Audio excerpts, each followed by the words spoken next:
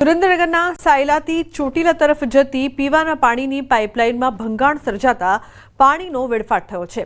પીવાના પાણીની પાઇપલાઇનના વાલ્વમાં ખામી સર્જાતા ભંગાણ સર્જાયું છે। અંદાજે 25 ફૂટ ઊંચા પાણીની ફુવારા ઉડતા આસપાસથી પસાર થતા વાહન ચાલકો અને લોકો પણ એકત્રિત થઈ ગયા હતા।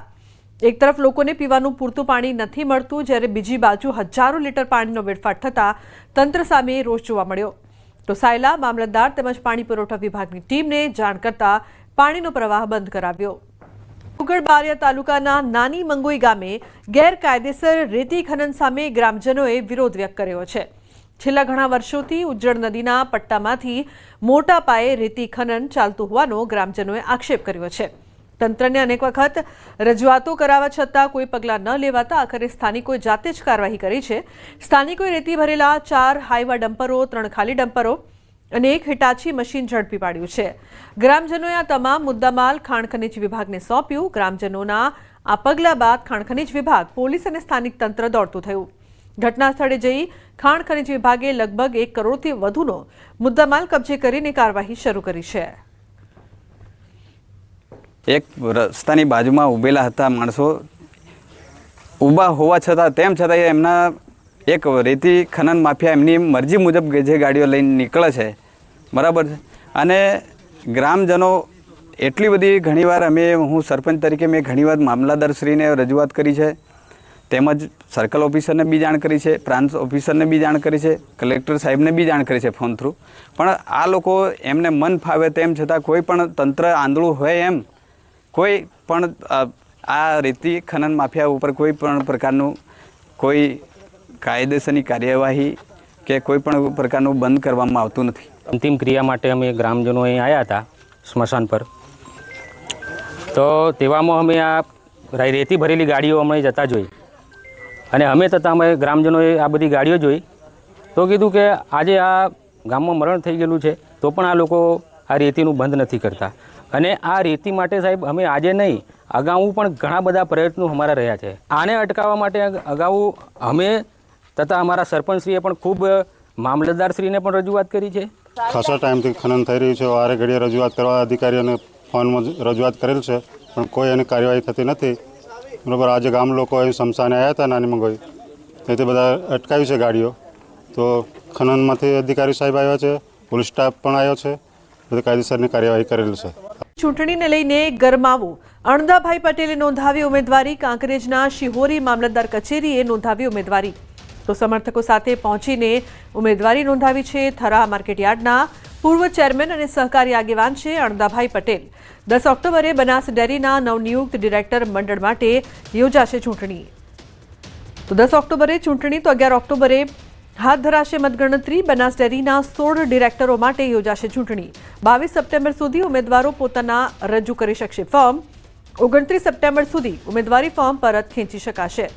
બનાસકાંઠા જિલ્લામાં સહકારી માળખાની સૌથી મોટી બનાસ ડેરીની ચૂંટણીને લઈને સહકારી માળખામાં ગરમાવો। બનાસકાંઠા જિલ્લાના થરાદ તાલુકાના ખેડૂતોને રાતા પાણીએ રોવાનો વારો આવ્યો છે। થરાદ તાલુકાના ગણેશપુરા ગામ, જ્યાં કુદરતી આફતે ખેડૂતોની સ્થિતિ ખરાબ કરી દીધી છે। ખેતરો પાણીમાં ગરકાવ થઈ ગયા છે। વરસાદના પાણીની સાથે સાથે આજુબાજુના ગામોના ખેતરોમાંથી પણ પાણી વહી આવ્યું છે। ખેતરોમાં ઉભેલો પાક પાણીમાં ડૂબી ગયો છે। પરિણામે ગામના લગભગ 200 એકર ખેતીની જમીન સંપૂર્ણપણે પાણીમાં ગરકાવ થઈ ગઈ છે।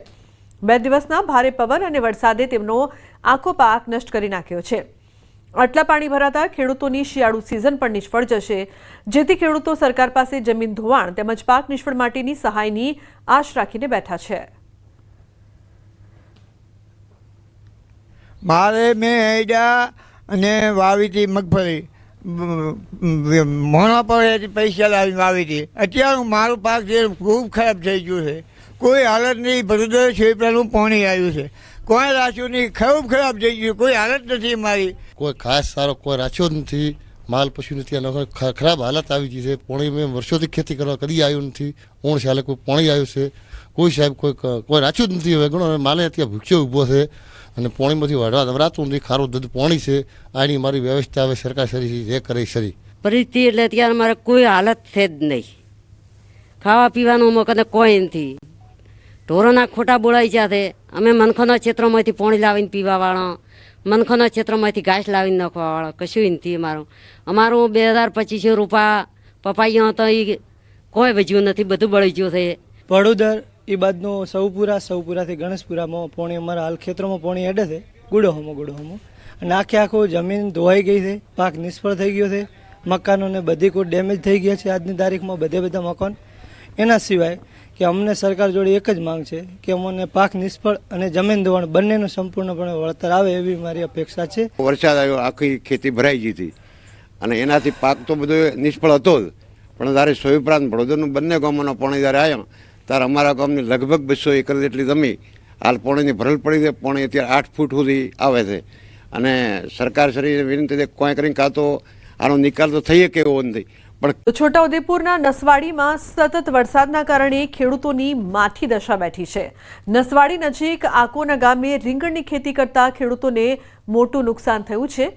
સીમમાં રીંગણના ઊભા પાકમાં ખેડૂતે ટ્રેક્ટર મારી દીધું. ખેડૂતોના જણાવ્યા મુજબ સતત વરસાદના કારણે રીંગણના પાક ઉપર લાગ આવે ત્યારે વરસાદ પડતા ફૂલ ગરી પડતા હોય છે, જેને લઈને રીંગણની ખેતીનો સમય નીકળી જતા તેમાં નુકસાન થયું છે, જેથી ખેડૂતને આખા ખેતરમાં ઊભા છોડને ઉખેડી નાખવા માટે મજબૂર બનવું પડ્યું.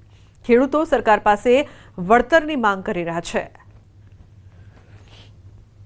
રીંગણમાં ભારે વરસાદથી ફાલ આવે ને ગરી જાય, નાકાના શેરે નીચાણવાળા ભાગમાં બધી રીંગણ હુકાઈ ગઈ એટલે પછી આ ટ્રેક્ટર મારી કાઢી નાખી. 4 ખેત પાકોના રજીસ્ટ્રેશનની પ્રક્રિયા ચાલી રહી છે, ત્યારે ખેડૂતોને મગફળીનું રજીસ્ટ્રેશન રદ થયું હોવાના મેસેજ મળી રહ્યા છે. રાજકોટ જિલ્લા ખેતીવાડી અધિકારીના જણાવ્યા પ્રમાણે જે ખેડૂતોએ રજીસ્ટ્રેશન કરાવ્યું છે તેમનું સેટેલાઇટ સર્વે અને ડિજિટલ ક્રોપ સર્વે દ્વારા ચકાસણી કરવામાં આવી રહી છે. આ વેરિફિકેશન પ્રક્રિયામાં 10% ખેડૂતોને એવો મેસેજ મોકલવામાં આવ્યો છે કે રજીસ્ટ્રેશન રદ કરવામાં આવ્યું છે. જો કે આ માત્ર ખરાઈ કરાવવાનો જ એક ભાગ હોવાનું જણાવ્યું. ખેડૂતોએ આ મેસેજને લઈને મૂંઝાવાની જરૂર નથી. જે ખેડૂતે મગફળીનું વાવેતર કર્યું હોય અને આમ છતાં પણ જો તેમને આવા મેસેજ આવ્યા હોય તો તે પહેલા ગ્રામ સેવકને આ બાબતે જાણ કરી પોતાના પાકનું વેરિફિકેશન કરાવી લેવા કહ્યું. ગત વર્ષની જેમ જ આ વખતે પણ ટેકાના ભાવે વેચાણ માટે જે ખેડૂતોએ નોંધણી કરાવી હતી એમાં સર્વે નંબરનું સેટેલાઇટ ઇમેજ અને ડિજિટલ ક્રોપ સર્વે સાથેની સરખામણી કરી અને મગફળી વાવેતરની ચકાસણી કરવામાં આવી રહી છે. આ વેરિફિકેશન પ્રક્રિયામાં 10% જેટલા જ એવા કેસીસ છે કે જેમાં SMS મોકલવામાં આવ્યો છે, રજીસ્ટ્રેશન રદ કરવામાં આવ્યું છે, પણ એમાં ખેડૂતોએ બિલકુલ કોઈ ચિંતા કરવાની જરૂર નથી, કેમ કે આ એક એની ખરાઈ કરાવવાનો જ ભાગ છે. જગતનો તાત ફરી મુશ્કેલીમાં મુકાયો છે. રાજકોટમાં ટેકાના ભાવ માટે રજીસ્ટ્રેશન રદ થયા છે. રામનગર ગામના ખેડૂતોના રજીસ્ટ્રેશન રદ થયા છે. સેટેલાઇટ ઇમેજમાં મગફળીનો પાક ન દેખાયો. રજીસ્ટ્રેશન રદના ખેડૂતોના મોબાઈલમાં મેસેજ આવ્યા. મગફળી હોવા છતાં રજીસ્ટ્રેશન રદ થયું હોવાનો દાવો કરવામાં આવ્યો છે. ટોટલ મગફળીનું વાવેતર જ છે, બીજું કોઈ વાવેતર જ નથી. તમે જોઈ શકો છો સાહેબ, ટોટલ મગફળીનું વાવેતર જ છે. રજીસ્ટ્રેશન અમે 5 તારીખની આ કરાવેલું છે અને 15 તારીખના સાંજના મેસેજ એવો મળેલો છે કે તમારી આ સર્વે નંબર ઉપર મગફળીનું વાવેતર નથી, એવો મેસેજ અમને મળેલો છે. અમારા બંને ગામમાં અત્યારે 17-18 જણાને આવા મેસેજ આવ્યા છે કે જેમાં ઓલરેડી મગફળીનું વાવેતર કરેલું છે અને ડિજિટલ સર્વેમાં એવું કહે છે કે મગફળીનું વાવેતર નથી બતાવતું, જેથી કરીને ખેડૂતને હાલાકી ભોગવવી પડે છે. એક બાજુ ખેડૂતને લાઇનમાં ઊભું રહેવાનું ખૂટતું નથી, ખાતર લેવા જાવ તો લાઇનમાં ઊભું રહેવું પડે છે. સાથે સાથે રજીસ્ટ્રેશનનો સમય આવે ત્યારે રજીસ્ટ્રેશનમાં પણ ખેડૂતોને લાઇનમાં ઊભું રહેવું પડે છે. ત્યારે માંડ રજીસ્ટ્રેશન થાય છે. માંડ રજીસ્ટ્રેશન થઈ ગયા પછી આવા મેસેજ આવે છે કે ભાઈ તમારે રજીસ્ટ્રેશન કરાવેલું છે, તેમાં તમારે મગફળી વાવેલી એવો કોઈ પુરાવો નથી મળતો સરકારને. મારે 13 વીઘામાં ઓલરેડી મગફળી જ વાવેલી છે અને એવો મેસેજ આવ્યો કે સેટેલાઇટથી કે તમારે મગફળીનું વાવેતર નથી એમ. તો હવે આનું શું કરવું એ અમને ખેડૂતને તો શું ખબર પડે. તો અમે તો સર્વેને કીધું કે તો તમે ફોટા પાડીને પાછો દાખલો કઢાવીને એ બધું તમારે નવી ફાઇલ બનાવવી જોશે. તો અમારે કામ કરવું કે અત્યારે આ ફાઇલો જ બનાવ્યા કરવી? કેટલાક ખેડૂતોને આવા મેસેજ અત્યારે આવી રહ્યા છે કે તેમને જે મગફળી માટેનું રજીસ્ટ્રેશન કરાવ્યું હોય તે જે તે જમીન સાથે જે તે સર્વે નંબર સાથે મેચ નથી થતી. ત્યારે આ શિવલાલભાઈ નામના ખેડૂત છે કે જેમને જે છે પોતાના ખેતરમાં 12 વીઘા ખેતરમાં જે છે મગફળીનું વાવેતર કર્યું હતું અને આમ છતાં પણ એમને જે મેસેજ એવો મળ્યો હતો કે તેમના ખેતરમાં જે છે સર્વે નંબર સાથે તેમ મેચ નથી થતું અને એમના કારણે તેમનું રજીસ્ટ્રેશન રદ કરવામાં આવી રહ્યું છે. 12 વીઘાનું આ ખેતરમાં જે છે આ મગફળીનો પાક ઊભો છે અને અહીંયા મગફળી ન હોવાનો જે છે એ સેટેલાઇટ ઇમેજમાં સામે આવ્યું હતું. ત્યારે કે ખેડૂતો છે તે હેરાન પરેશાન થઈ રહ્યા છે, કેમ કે અત્યારે ખેતરમાં સિઝન છે તે પૂરજોશમાં ચાલી રહી છે. એક બાજુ જે છે ખેડૂતો પાસે સમય નથી હોતો પૈસા દે અને જે છે એ મજૂરો પાસે કામ કરાવતા હોય છે. એવા સમયે જ જ્યારે કચેરીના ધક્કા ખાવાના આવતા હોય છે ત્યારે ખેડૂતોમાં પણ ક્યાંક નારાજગી જોવા મળતી હોય છે અને આ નારાજગીનું સ્પષ્ટ કારણ છે કે જે સેટેલાઇટ ઇમેજમાં જે દર્શાવવામાં આવ્યું છે તે જે છે બેદરકારીના કારણે ખેડૂતો છે તે ક્યાંક ને ક્યાંક ભારે હેરાન પરેશાન થતા હોવાનું અત્યારે જે છે એ સામે આવી રહ્યું છે. સાથે ખેડૂતોમાં પણ ક્યાંક આક્રોશ છે તે જોવા મળી રહ્યો છે. હાર્દિક જોશી, ન્યૂઝ 18 ગુજરાતી, કણકોટ. જાડેજા કરશે સરેન્ડર. પોપટલાકા હત્યા કેસમાં સરેન્ડર કરશે. અમિત ખૂંટ કેસમાં ગોંડલ પોલીસ કરશે ધરપકડ. તો સરેન્ડર કર્યા બાદ ગોંડલ પોલીસ કબજો મેળવશે. જૂનાગઢ જેલ બહાર ગોઠવાયો છે પોલીસ બંદોબસ્ત. મહત્વપૂર્ણ સમાચાર પ્રાપ્ત થઈ રહ્યા છે. અમિત ખૂંટ કેસમાં ગોંડલ પોલીસ છે તે ધરપકડ કરશે તેવી માહિતી. સરેન્ડર કર્યા બાદ ગોંડલ પોલીસ કબજો મેળવશે. ઉલ્લેખનીય છે કે જૂનાગઢ જેલ બહાર પોલીસ બંદોબસ્ત ગોઠવાયો છે. જે પ્રકારથી 3 વાગ્યાના સમયની વાત કરવામાં આવી હતી તો અનિરુદ્ધસિંહ જાડેજા સરેન્ડર કરશે.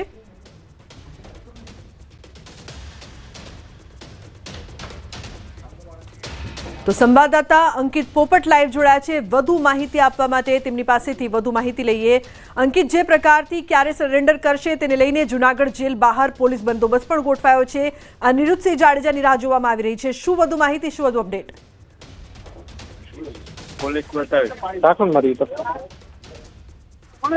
જી અંકિત. જી ચોક્કસ. સૌપ્રથમ તો આપને હું મારી પાછળના દ્રશ્યો છે તે બતાવવાનો પ્રયત્ન કરી રહ્યો છું. હાઈકોર્ટના આદેશ અનુસાર જે અનિરુદ્ધસિંહ જાડેજા છે તે જૂનાગઢ જેલ ખાતે હાજર થવાના છે. સાંજના 4 વાગ્યા સુધીમાં તેઓ હાજર થઈ શકે તે પ્રકારની સૂત્રો દ્વારા માહિતી છે મળી છે. જૂનાગઢ જેલની બહાર અત્યારે ચુસ્ત પોલીસ બંદોબસ્ત છે તે પણ ગોઠવી દેવામાં આવ્યો છે. હાલ જોઈ શકાય છે કે જૂનાગઢ લોકલ ક્રાઇમ બ્રાન્ચ સાથોસાથ વાત કરવામાં આવે તો સ્થાનિક પોલીસ સહિતની ટીમ છે તે હાલ અત્યારે ઘટના સ્થળે આવી ચૂકી છે.